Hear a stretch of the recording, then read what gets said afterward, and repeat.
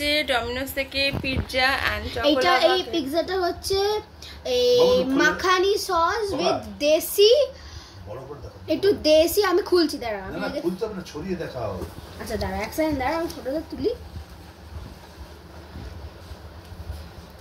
আচ্ছা ওইটা সরাতে ছোটটা এটা ডমিনোসের চকোলাভা কেক এন্ড হচ্ছে দেশি পিৎজা দেশি মাখানি সস পিৎজা দাঁড়া আমি খুলে দেখাই এটা বাবা ছুরি সব কমপ্লিট। তো আমি এখন এবার ড্রয়িং করব। এখানে দেখতে হচ্ছে কালারটা ওরা করে নিয়েছে। এবার এখানে যে পেন্সিলে ছিলকাটা লাগিয়েছে এরমভাবে আমাকে এভাবে পেস্ট করতে হবে এখানে এখানে তারপরে টুপিতে আর এখানেও আছে এই জায়গাটা আছে। তো সেটা করার আগে আমাকে পেন্সিলটা ছিলতে হবে, ছিলে তারপর আটা দিয়ে লাগাতে হবে। এখানেও করা আছে অলসো এরকম। তো এইটা তো করতে বলেনি, শুধু এই রকম দেখে এটা করতে হবে, মানে জোকারটা করতে হবে। তো তোমরা দেখতে পাচ্ছ এখানে পিৎজা এবং হট চকলেট যেটা কি বলে এটাকে চকোলাভা কেক এখানে আনা হয়েছে। তো আমরা খুব মজা করছিলাম সেদিনকে রাত্রে। আর একটা কথা তো বলাই হয় তোদেরকে, আমি যে ব্যায়াম করছি মানে এ তো নিউ স্টার্ট হয়েছে ব্যায়ামটা, বেশি দিন হয়নি, 1 উইক হলো, ঠিক আছে। তো 1 উইক হয়ে এটা 2nd উইক চলছে। 1 উইক যখন করছিলাম তারপরে তো আমরা মন্দারমণি চলে গেলাম।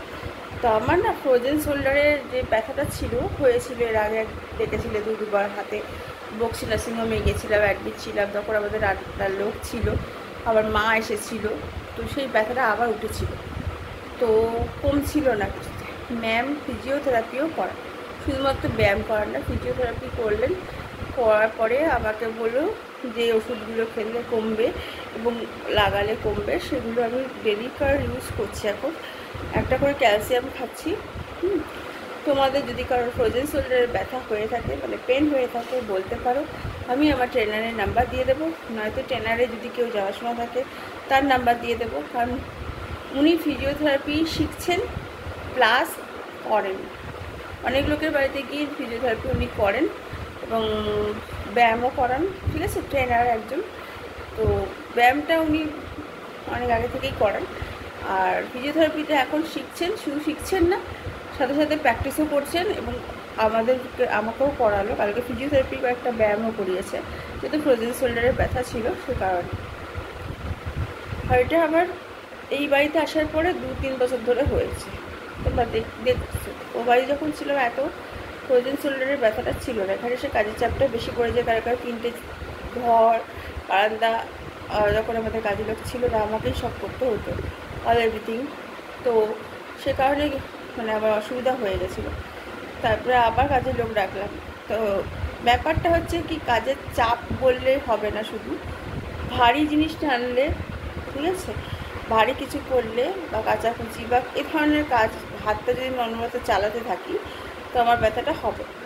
আর এই ব্যথা কোনোদিনও যাওয়ার নয়, এর জন্য ক্যালসিয়াম খেয়ে যেতে হবে। হ্যালো গাইস, আমার সকাল থেকে খাওয়া হয়ে গেছে। যেমন ফার্স্ট অফ আমি খেলাম ব্যায়াম করে তোমার হচ্ছে ডালিয়া খিচুড়ি, তারপরে ওটা সবার জন্যই বানিয়েছিলাম। আর এবার যেটা খাচ্ছি সেটা হচ্ছে চিকেন স্টিউ আর হচ্ছে ব্রাউন ব্রেড। তো ওটা খাবো। এখন 1টা বেজে গেছে আর কি, 1:30 বেজে গেছে। তো আজকে চিকেনটা অনেক বেলায় আনা হয়েছে, কালকে যদি আনা থাকতো তাহলে তাড়াতাড়ি হয়ে যেত, আমি 12টা সাড়ে 12টার মধ্যে খেতে। যাই হোক, এখন খেয়ে নিয়ে তারপর চান করবো, তারপর পুজো দেবো। আর এখানে ওদের রান্না হয়ে গেছে, চিকেন করেছি আর ডাল করেছি, ভাত করেছি, চাটনি করিনি বিকজ চাটনি আর এনার্জি নেই, ভালো লাগছে না, কারণ আম কেটে দেবো তার সঙ্গে। আর একটা কিছু ফ্রাই করে দিতে পারলে দিস তো, হ্যাঁ, আলু হোক যা হোক ভাজা করে দিলে ব্যাস। এই হলো আজকের লাঞ্চের মেনু। আর আমার তো ব্রাউন ব্রেড অ্যান্ড এটা খাচ্ছি হয়ে গেল লাঞ্চে। আর খেয়েছি হচ্ছে চিয়া সিড, তার সঙ্গে ওটস দিয়ে টক দই দিয়ে স্মুদি বানিয়ে খেয়েছি।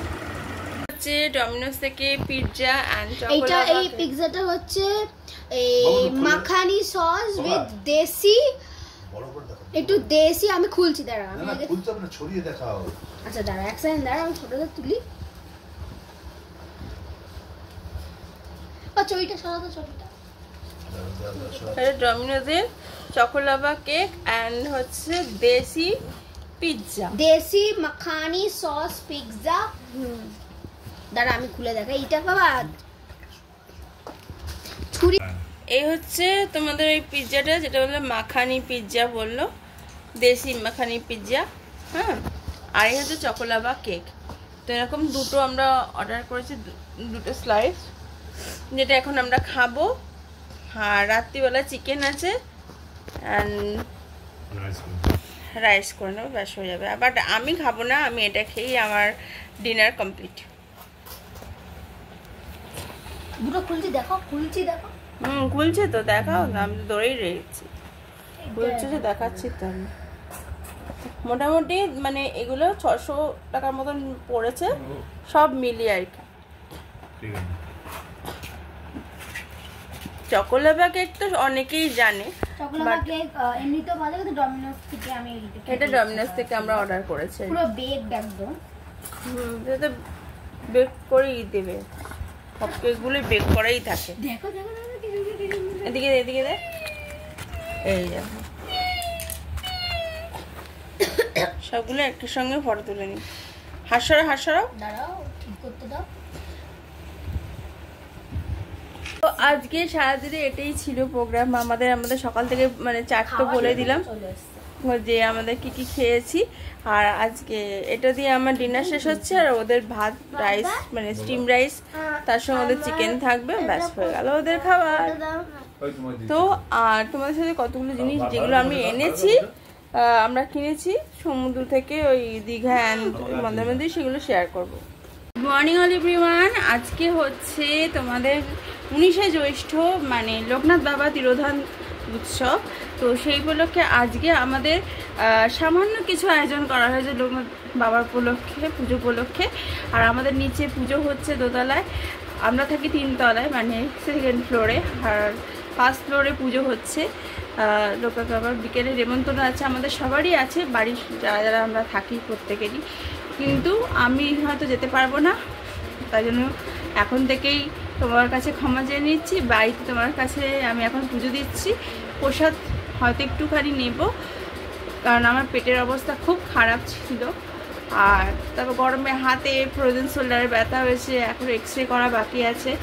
তো বুঝতেই পারছো সব কিছু নিয়ে আমাদের এই সব চলছে। তো আমি করি পুজোটা হচ্ছে অ্যাকচুয়ালি লোকনাথ বাবার মানে এই জন্মদিবসে, মানে জন্মদিন যেদিনকে, অ্যাকচুয়ালি গোপালের জন্মাষ্টমীর দিনই লোকনাথ বাবার জন্মোৎসব। সেদিনকে আমি একসঙ্গে গোপালের জন্মাষ্টমী পালনও করি, তার সঙ্গে লোকনাথ বাবার জন্মদিনও পালন করি। তো সেদিনকে আমি পুজো দিয়ে থাকি। আর আজকে তিরোধান উৎসব। তো আজকের দিনে আমি এমনি ফল, এই যেখানে দেখো ফল এনে রেখেছে, ফল মিশ্রি, এই যেখানে মিশ্রি আছে, ফুল আছে, ফুল মালা, এগুলো সব। আর এই হচ্ছে লোকনাথ বাবা যা যা পছন্দ করেন, আমিত্তি মিহিদানা এসব আনা হয়েছে। এইসব দিয়ে আজকে সব পুজো দেবো লোকনাথ বাবা। কিন্তু যেটা আর কি জাউ ভাত, তারপরে লোকনাথ বাবার যে প্রিয় জাউ ভাত, পায়েস চালের, তারপর খিচুড়ি, পোলাও, মালপো, তালের বড়া, সবাই একবারে ওই জন্মাষ্টমীর দিনকেই করি। সেদিনকে সারাদিন ধরে এই সব রান্নাবান্নাই হয়। তো আগের দিন এবারে ঠিক করেছি মালপো বড়া সব করে মানে ভরে রেখে দেবো। আর এই ঘরটারগুলো সব পরিষ্কার করাবো, এখনও দেরি আছে, 1 মাস পরে হয়তো। হ্যাঁ, ভাদ্র মাসেই তো হয় ছানি, এটা জুন জুলাই আগস্টে গিয়ে হবে। তো এই সবগুলো পরিষ্কার করাবো, তারা করে তারপরে আগেই পুজোটা করবো। আর পুজোর সময় ঘরদোর পরিষ্কার থাকলে পুজো করতেও ভালো লাগে। এটা কাকে বোঝাবো, আমার হাজবেন্ড নিজে একা করতেও পারে না, কাউকে দিয়ে করাবেও না, বুঝে উঠতে পারছি না যে কী চাইছে উনি আমাকে বলেন আমি নাকি সংসারই নেই। আচ্ছা বলো, সংসারের নিয়ম কী? সংসারের নিয়ম হলো সংসারকে ঠিক করে গুছিয়ে গাছিয়ে করা। সেখানে যদি আমি 2 পয়সা খরচা করছি বলে সেই নিয়ে ক্যামাও লাগিয়ে রাখে, তো সেই সংসারে কি থাকবে বলো? পুজো দিনে আজকে বলতে বাধ্য হলাম যে আজকে দিনেও উনি ছাড়লেন না আমাকে। আমার কাল থেকে না পেটের প্রবলেম চলছে, আমি এখনও পর্যন্ত ওই কাঁচকলা সেদ্ধ ভাত খেয়েই রয়েছি। আর রাত্রে একটু মুড়ি জল খেয়েছিলাম আর ওই ওয়ারিশের জল। বলো তো বাবা, ও কবে বুঝবে আমাকে? ও ওর একটু মনে জাগছে না যে মেয়েটি আমাকে কষ্ট করে রান্না করে দিচ্ছে, নিজের শরীর খারাপ, ফ্রোজেন শোল্ডারে ব্যথা নিয়ে। হ্যাঁ, আমি তো বাইরে থেকে কিনে খাচ্ছি না। আবার বাচ্চা দুটো তো কেউ বোঝে না, ওরা কোনো রকম হেল্পিং হ্যান্ড করতে পারে না, জানেও না। 10 বার বলতে বলতে হয়তো একবার করছে, এরম টাইপের কাজ। তো আমার অবস্থাটা কোথায়, সিচুয়েশনটা কোথায়? ওর লোকেরা বলে আমাদেরকে নাকি দেখে, তো এই ওয়াচ করে যে সেখানে সারাদিন আমি চেঁচিয়ে বেড়াচ্ছি আমার ছেলেমেয়ের পেছনে, তারা কোনো কথা শুনছে না, আমাকেই হাত ব্যথা নিয়ে মানে পেট ব্যথা নিয়ে সব কাজ করতে হচ্ছে। তারপরেও বলে কি লোক রেখে দাও। এটা কোনো কথার কথা? তোমরা কাছাকাছি রয়েছো, নিজের আত্মীয় স্বজন, তোমরা সবাই আমার মানে বরের বোন হও, ননদ হও আমার, তোমরা এসে একটু করে দিতে পারবে না? একদিন দুদিন করে দিলে কি হয়ে গেছে, একদম হাত খসে পড়বে? যখন বেড়াতে যায় তখন সত্যি করে বলতে কি বলতো, আমরা একসঙ্গে সবার সঙ্গে যাই, বেড়াতে যাই, ঘুরতে যাই, কত আনন্দ করি। কিন্তু এই দুঃখের সময় যদি কেউ যদি পাশে না থাকে তখন খুব কষ্ট লাগে মনে, তখন মন থেকে না সেই ভালোবাসাটা উঠে যায়। একদিন দেখতে এলো, তাও আমি মানে ও বললো চা করে, না না না না করতে হবে না। কেন জানো তো, ওইটুকু চা করা নিয়েও আবার কথা হবে, আমার বউ তো গিয়ে চা করেছিল। তাই জন্যই বলছি, মানে আমার বর যে কোনখানে আছে, কোন জগতে ভেসে আছে আমি নিজেও জানি না। সে কি বুঝতে পারে না আদৌ? তার মনের মানে একটুখানি দাগ কাটে না? আমি জামা কাপড় কিনি বলে শুধু ওইটাকেই ধরে রেখেছে পয়েন্ট করে, আর যে বাকি ঘরের এত কাজ করে রয়েছে এইগুলো আমি কি একা একা করতে পারবো বলো তো? এই যে এইরকম ঘরে দেখো কি অবস্থা, এগুলোকে আমি করতে পারবো? হ্যাঁ, এগুলো আমার পক্ষে একা দ্বারা সম্ভব? এগুলো বোঝার মতন লোক যদি আমার হাজবেন্ড না হয় তাহলে আমি কি করব বলো? পুজো পাঠ করলেই তো হলো না? সংসারের মঙ্গলের জন্য মানুষ পুজো পাঠ করে থাকে, তাই তো, উপোস করে থাকে। তা আমি যে উপোসটা পুজোটা করছি সেখানে যদি আমি নোংরাভাবে নিজেকে রাখি, নোংরাভাবে ঠাকুর দেবতাকে রেখে পুজো করি, সেই পুজোটা কি পুজো হবে? আর একার দ্বারা যদি, যেটা সম্ভব নয়, এই এত কিছু সরানো একার দ্বারা সম্ভব? আমি বললাম কি যে একটা লোক আছে আমাদের জানাশোনা, সেই লোকটি আমার প্রথম যখন এই বাড়িতে পা দিলাম উনি এসে করে দিয়েছিলেন, সেই জন্য কিছু টাকা দিয়েছিল, খাবার দিলে গরিব মানুষ করে দেবে, তো কী হয়েছে, একটু করে দিলে হাতে হাতে উনি করে দিতে, আমি দেখে দেখে দিয়ে দিতাম, হয়ে যেত। এইগুলো কবে থেকে বলা হচ্ছে, এতদিন গরমে 1 মাস ছুটি গেল, 1 মাস ছুটিতেও কোনো কাজ হলো না, না চোখ দেখানো হলো, না কিছু করা হলো, না কিছু। উনি ওনার কী যে কাজ নিয়ে এত ব্যস্ত থাকেন, সারাদিন মিটিং মিছিল করে যাচ্ছে, কোনো টাকা নেই হাতে, বলে টাকা নেই টাকা নেই টাকা নেই, গলা শুকাচ্ছে খালি ঘরে এসে। উনি কি মানুষ আসলে?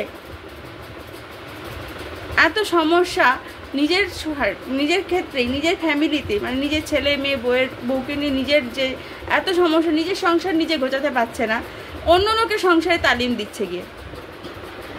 অন্য লোকের সংসার গুছিয়ে আমার কি লাভ আছে? নিজের সংসারটা যদি নিজে না গোছাতে পারলাম। লোকনাথ ব্রহ্মচারীজি কি জয়, জয় বাবা লোকনাথ ব্রহ্মচারী। আমি এখানে একটা কথা বলতে চাইছি, যেটা হচ্ছে যে আমি যে এত কথা বললাম শ্বশুরবাড়ির এগেনস্টেই বলছি, বা বাপের বাড়ি এগেনস্ট। এখন আমি বাপের বাড়িতে থাকিও না যে বাপের বাড়ির এগেনস্টে বা বাপের বাড়ির হয়ে কথা বলবো, আমি শ্বশুরবাড়িতেই থাকি। ভয়েস মেসেজটা এই কারণেই দিলাম, দেখো আমি আমার লাইফে আমি বলেছি আমি একা থাকবো, তার মানে এই বলিনি যে কেউ আমার বাড়িতে আসবে না, আসো না। আমার বাড়িতে তোমরা আসো, যাও, সব কিছুই করো। হ্যাঁ, একটুখানি যখন দেখতে পাচ্ছ আমার শরীরটা খারাপ, আমার ছেলে মেয়ে দুটো তো তোমাদেরও ভাইপো ভাইজি হয়, তো তোমরা একটুখানি হেল্পিং হ্যান্ড করতেই পারো, বিশেষ করে ওদের কথা ভেবে করো না। যখন যাবো না তখন এমন খাতির যত্ন করবে মনে যেন কত ভালোবাসে আমাদেরকে। কিন্তু সত্যি কথা বলতে কি, যদি ভালোবাসা থাকতোই এত, তাহলে কি তারা করতো না এসে? আজকে আমার শরীর খারাপ সেটা কি জানে না? ফ্রোজেন শোল্ডারের ব্যথা তো আমার অনেক আগে থেকেই হয়েছে, তারপরে পেটের প্রবলেম, সব কিছু। আমি ওই জন্য এখন আর কিচ্ছু বলি না, ফোনও করি না, কাউকে কিছু বলতে চাই না, কারণ তারাও করে না, খোঁজও নেয় না। তাদের মতন তারা রয়েছে, আমাদের মতন আমরা রয়েছি। কিন্তু জানো আমার বর কিন্তু সব থেকে উপকারী, সবাইকে, সব বোনেদের, সব বোনের জামাইদের, এমনকি তার ভাগনা ভাগ্নি সবার উপকার করে এসছে সারা জীবন ধরে, এবং এখনো সে করে যাচ্ছে। তাতে কিন্তু আমি কোনো রকম বাধা দিইনি, দিও না। হয়তো মুখের কথাটুকুই শুধু বলা হয়, কোনো রকম বাধা আমার কথা শোনেও না, আমি বলিও না আর বলতে পারিও না। কিন্তু এক্ষেত্রে ব্যাপারটা কি বলতো, একচোখামি হয়ে যাচ্ছে। সারা জীবন আমার বর দেখে যাবে তাদেরকে, আর আমরা মানে কারো উপকার পাবো না। তাহলে লাভটা কি আছে? কাছাকাছি আমার ননদের বাড়ি হয়ে, আমার বাপের বাড়ি কাছাকাছি হলে ভালো হতো, তাই না? সেই হিসাবে আমি কথাগুলো বলেছি। আর ঘরের কাজ বলতে দেখতেই পেলে তো, ঘরটা ঠাকুরঘরটা কিরকম নোংরা হয়ে আছে, সেই জন্যই আমি এই কথাগুলো বললাম। আর নাহলে তো এই কথাগুলো কেন বলবো? আমি পুজো পাঠ করছি, রান্নাবাড়ি করছি, আমার শরীর খারাপ অবস্থাতেই আমি সব কাজ করি। আমি কাউকে দুটো কথা শোনাইও না, বলিও না। আমি বলে কি হবে? আমার সংসার আমাকেই সামলাতে হবে। কিন্তু ছেলে মেয়ে বাচ্চা, তাদেরকে তো দেখার মতন তার পিসিরা আছে নাকি নেই? একেবারে সময় দেখাতে পারিনি, কারণ মেয়েও এইখানটায় আলপনা করতে এতই ব্যস্ত যে কি বলবো, আর বারবার দেখানো পসিবল নয়। এখন আমার কাজ আছে, তাই ছোট করে রিভিউ দিয়ে দিলাম যে আমি কিভাবে পুজো করেছি। তোমরা দেখো, এখানে সবাইকেই, সব ঠাকুরদেরকেই ফল প্রসাদ, মালপো, বড়া, মিষ্টি সব দিয়েছি এখানেও তাই। তো লোকনাথ বাবা আমিত্তি পছন্দ করেন, তো লোকনাথ বাবাকে উৎসর্গ করে আমিত্তি, মালপো দেওয়া হয়েছে, এখানে মিহিদানা দেওয়া হয়েছে, এবং প্রত্যেকটা ফলের প্রসাদ বলো, সব বলো, মিষ্টি বলো, সবেতে, এবং দই যে ক্ষীরটা দেওয়া হয়েছে ওনাকে উদ্দেশ্য করে, তার মধ্যেও মিষ্টি দেওয়া হয়েছে, এবং প্রত্যেকটা ঠাকুরের বাটায় আমরা মিষ্টি দিয়েছি। গোপাল জন্মদিনের দিন যেহেতু উনি হয়েছিলেন, উনারও জন্মদিবস সেদিনকে, তাই জন্য গোপালকেও আমরা দিয়েছি। আর এখানে দেখতে পাচ্ছ আমি এখানে নিজের আলপনাটা করেছি, এই আলপনাটাও আমি এখানে নিজে করেছি। তো আরও করতে গেলে আরও সময় লাগতো, তাই জন্য এখন আর সময় নষ্ট করব না। তো এখানে এখন সমাপ্ত করছি, আবার দুপুরে কি করছি না করছি, এবং আমরা যে দীঘা থেকে কি এনেছিলাম সেগুলো তোমাদের সাথে শেয়ার করা হয়নি, তো সেগুলো আমরা শেয়ার করব। দীঘা মন্দারমণি থেকে যা এনেছিলাম, তো সেটা আজকেই শেয়ার করে দেবো, কারণ এরপরে হয়তো নেক্সট ব্লগে অন্য কিছু থাকতে পারে। আর কি থাকবে না থাকবে সেটা আমি এখন শেয়ার করব না, যখন করব, যখন যাব বা কিছু করব, তখনই তোমাদেরকে দেখিয়ে দেবো। চলো আজকের মতন ব্লগটা এখানে এখন সমাপ্ত করছি। দুপুরে যদি কিছু শেয়ার করি তখন তোমাদের সাথে আবার দেখা হবে।